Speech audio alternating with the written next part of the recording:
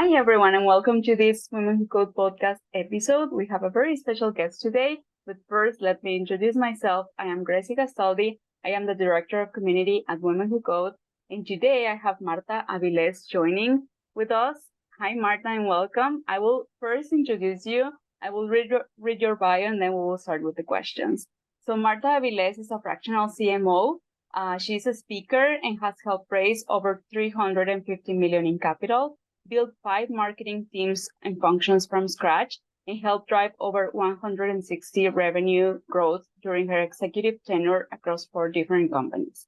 Martha is a second-generation immigrant who blazed her own trail throughout her life and her career. Her parents moved from Nicaragua only 1 week before she was born in Miami in 1980. Her background and life experiences laid the foundation for her resilient spirit, bold determination, and her natural ability to build diverse teams. Her passion projects include volunteering and mentoring elementary school children from low socioeconomic backgrounds, mentoring women, and creating safe spaces to discuss the challenges of being a person of color and only in the workplace. Hi, Martha. Thank you so much for joining today. Hi, it's great to be here. Thanks for having me. Awesome. So while I was reading your profile in your bio, I was very inspired, and I could also relate with your story. I am from Mexico. I live here in Mexico. And I saw that you were mentioning in a part of your bio that your dad was an inspiration for you in your career. And I can relate to that. It was also my experience. So first of all, let's start with what was your childhood like? If you can share some of it with us, and what first inspired you about STEM, and when did you think about making it a career? Sure. We my childhood, we moved a lot actually. So I've lived in Texas and in Florida and in California. And my dad is an engineer, and I don't know about other children of immigrants, but in my house, it was very much like you had to be a lawyer, doctor, or engineer. Like those were pretty much your only choices, according to my parents. So my dad was always pushing me into engineering. And while I knew that engineering wasn't for me, after I took some coding classes and things like that, I work in tech because I feel like I just grew up around it, and I'm very comfortable with it. Awesome. Thank you so much for sharing. Um, can you talk about the intersection of marketing and tech and how that's played a role in your career over the years? Sure. Yeah. Well, I've always been, so I live in Austin, Texas. Austin is known for like its tech startup scene. I so I always wanted to work in tech. I would say that the great thing about marketing is that everybody needs it, and really what you need to do is understand your customer and their pain points, and how you can drive awareness about your brand and your products. The other cool thing that I've seen over the last 20 plus years is that marketing is definitely evolving. So we've become more tech focused, and there's so many great tools out there for marketers to be able to measure what they do and what they have in market and all of that. So it's been really fun to see those two things cross over. But I've been in high tech for a long time, and now I feel like marketing has gotten very high tech. Of course, I've also seen with our members and our different communities that it's not only tech anymore, not only coding and programming, but we are incorporating marketing and some other areas as well, because it's all related in the end. Yeah. Yes, and also something else that we get asked a lot is about academia, and I know you have some experiences there. Can you tell us what were your experiences in academia, and why did you end up deciding to go for your MBA? Yeah. Well, I think just education is important. I'm a lifelong learner. I love learning. And I thought I wanted to be a CEO. I say thought because I don't know, I could still be a CEO one day, but I'm not as set on it. And I figured that my MBA would help me tremendously. I also am very aware of my skin tone and my hair color and that sort of thing. And I just felt like getting an MBA was a way to buy a card that if I ever needed to play it, I could play it. People respect Macomb's University of Texas Business School. And so that's why I decided to go there and get my MBA. Thank you. Thank you so much for sharing that. And then you continued with tech companies over the years, right? So since you Yeah. started So what is it that continued to draw you to tech companies over the year? Were there some projects or accomplishments that you want to share that you are particularly proud of? Yeah, there's a couple things, but first I'll just back up to, I grew up, my dad was an engineer, and he, like, this was in the mid 90s. We had like multiple computers in our homes, and we were not well off by any means. It was just that our dad was an engineer and he was like building his own computers and that sort of thing. And so we had to learn technology because of him. It was just always around us. And so I was wanted to work in a tech company, right? I grew up in the late 90s. It was the dot-com time. Everybody was talking about tech. Yeah, I've stayed in it. I would say some accomplishments that I'm really proud of is, one, just the teams that I've built. I feel like I'm really good at building marketing teams that drive revenue for the company and build the brand. So I'm really proud of that. I also have done some really cool voice of the customer programs. So highlighting our customers' stories and how they've leveraged products and solutions from the companies that I've been at. And then just being able to drive a lot of brand awareness over the years through different channels for the companies, whether it's podcasts or byline articles or media interviews or, the customer testimonials, what have you. So those have been some of the fun things I've been able to do. Wow, thank you so much for sharing. And thank you also for mentioning before about the color of your skin and your hair, because many of us are here because of that. I volunteer for this to hear from you and learn from you. And we have many members in Latin America and also Latinas and Latinos living in the US. So I'm sure they will want to hear more about your experiences as a Latina. Can you tell us what are some of barriers that you've had to overcome as a Latina first gen in technology? Yeah, I would say that, high tech and startups and the companies that I've worked in, first of all, it's difficult to go in and be the only person there that looks like you or has your background. I haven't known, I think the number might still be zero, actually, any other Latin American female executives. Like, I just haven't seen them in the workplace. So I would say one is your own personal barrier of feeling intimidated by that. I realize that it's intimidating. I've been doing it for a long time. I still get scared and intimidated, but I would encourage everyone to not let people take your power away from you, and just embrace who you are and do the best you can do. I think that the world is changing, and make sure to advocate for yourself and find advocates, but it is challenging when you're the only person of that skin tone or gender or what have you. I would also say it can be challenging to feel like you fit in, right? Obviously, that's the other side of that coin. But you have to just feel as comfortable as you can with yourself and try to be as confident as you can. And I don't always advocate to fake it until you make it, but sometimes you have to do that as well. That's true. Yes. Thank you so much for that. I think many people will relate to that and will take your tips and advice. Let's talk about bias. Can you share some example of systemic bias that you encountered? And conversely, can you share any experiences where you or someone you knew overcame bias?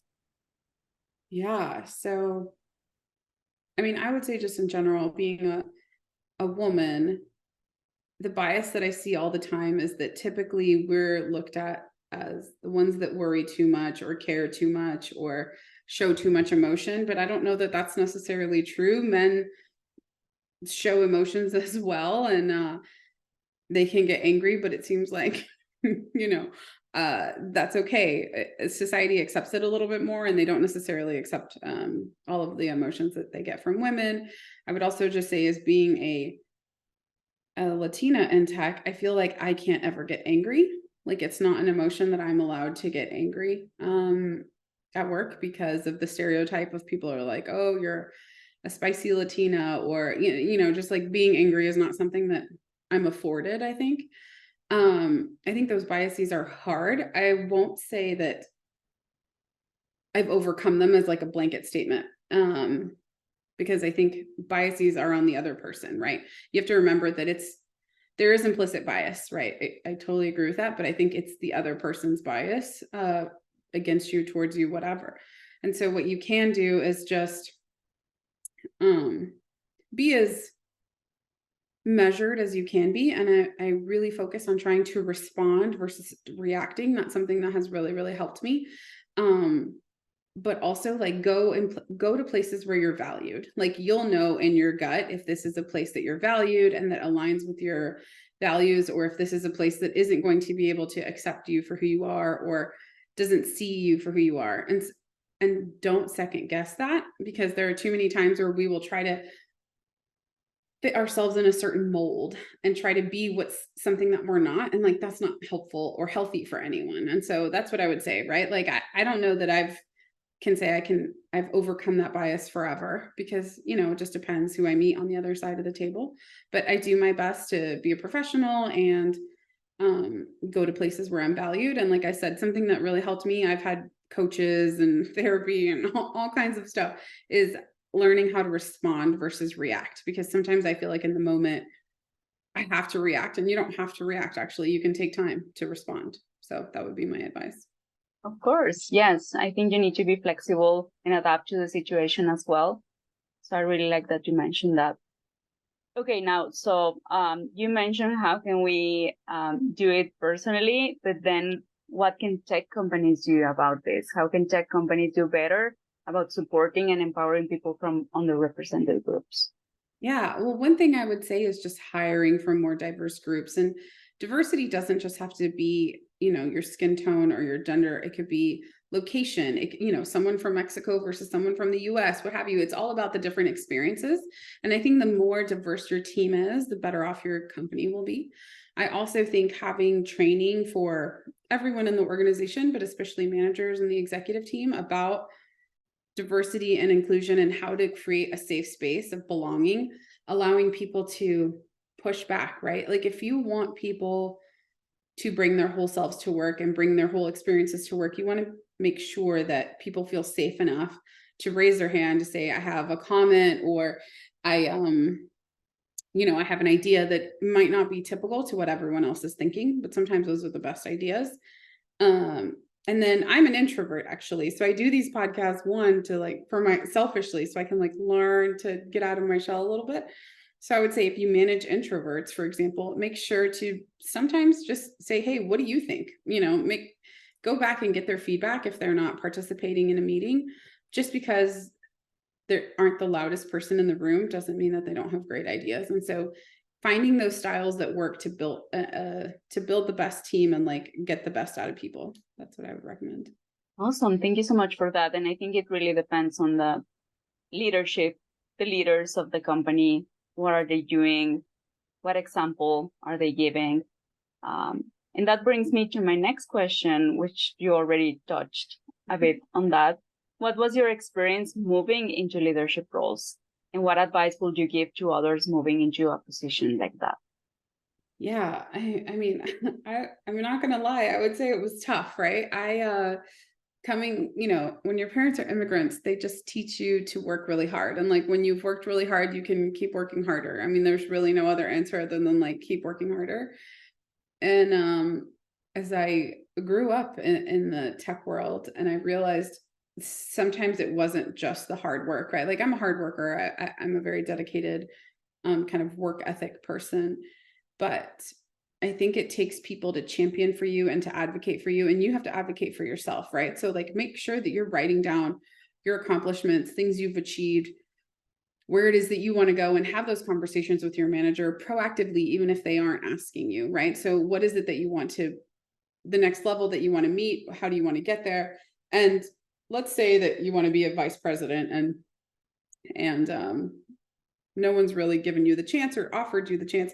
You can sit down with your manager and say, what would it take to be a vice president? And make that list, make it a plan. Okay, if in 6 months I can meet X, Y, and Z goals, can this happen? And start having those conversations, even if it's uncomfortable. I think it's super helpful. I love that. Advocating for yourself, and also what you said before, working on your own biases. That's very, very helpful.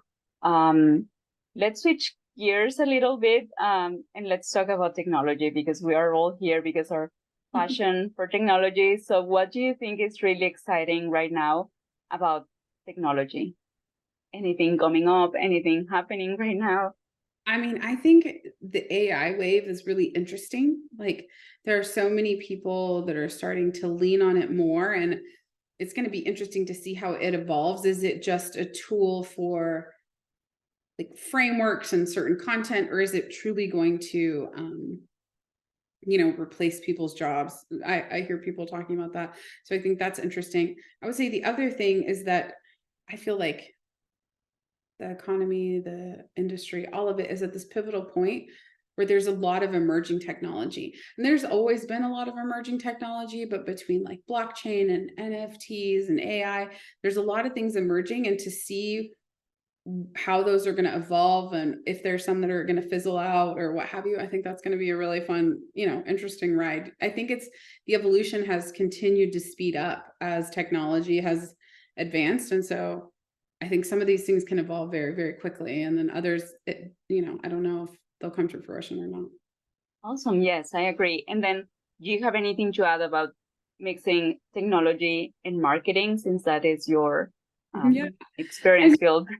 Yeah, what I would say is, and this is not like a sponsored anything, what's really cool about marketing is we're starting to be able to track things like dark social and the dark funnel. So understanding buyer behavior, but before the buyer has opted in to receive marketing emails or, it has gotten your cookies and stuff like that. So I think it's really fascinating.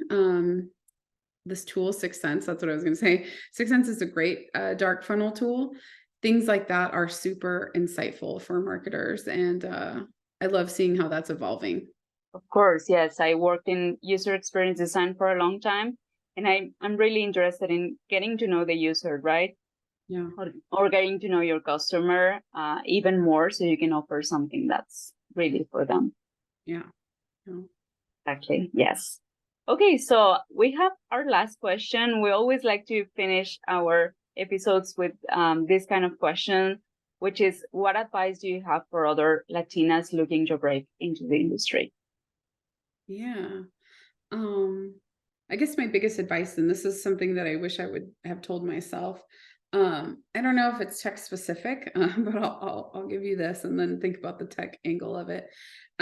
It's just don't let anyone take away your power, right? Like, even if it's an intimidating, even if you're scared, even if you're like, I don't know how to do this, everyone started somewhere, and just keep getting better. Like, think of like 1% improvement daily. I always think of that to myself, right? And take a chance on things, even if it's scary. Bet on yourself, and try not to take your own power away. To get into tech, there's a lot of different avenues, right? There's like academies, and you can learn coding, and there's coding camps, and there's all kinds of things. But sometimes it's just finding what's right for you. What can you do? So for example, I'm not someone who could sit and code. I just couldn't. My dad tried. Like, I took C++ classes and all that, and I was like, this is not for me. But I like technology, and I like to understand how it works. But then I realized I like talking to customers the most. And so that's how I ended up in marketing, right? So find your angle. Just because you're not an engineer doesn't mean that you're not in tech or not in STEM. And so, yeah, I would just say find your angle and then try to get in that way. One of the things I did recently is I went to talk to elementary school children about women in STEM. And it was great to see these kids like just learning all about technology. There was an engineer next to me actually who did this great experiment with the kids about making a peanut butter sandwich. And what he was trying to prove is that computers are coded to do the things that they do. And so he was like, I'm going to be a computer, tell me how to make this peanut butter sandwich. And like, no kid could actually get it to make the whole sandwich because he was being so literal, but he like taught them the importance of coding, right? And this is like a low socioeconomic school. And I loved that example, but that's the thing, like, just there are different angles to get into tech and keep trying. Yes, exactly. And as I told you, in our communities, we have people from all different areas. Many of them are trying to get into tech by learning to code. But I always tell them there are many ways on how they can get into tech. not only coding. So thank you for that. Thank you for sharing your experience. That brings us to the end. So thank you so much, Martha, for sharing today. Anything else you want to share with our members? Any last words? No, I don't think so. Thank you for having me. But if anyone wants to connect with me, I'm on LinkedIn and feel free to reach out. Awesome. Thank you so much. And thank you everyone for listening. I hope to see you again in our future episodes.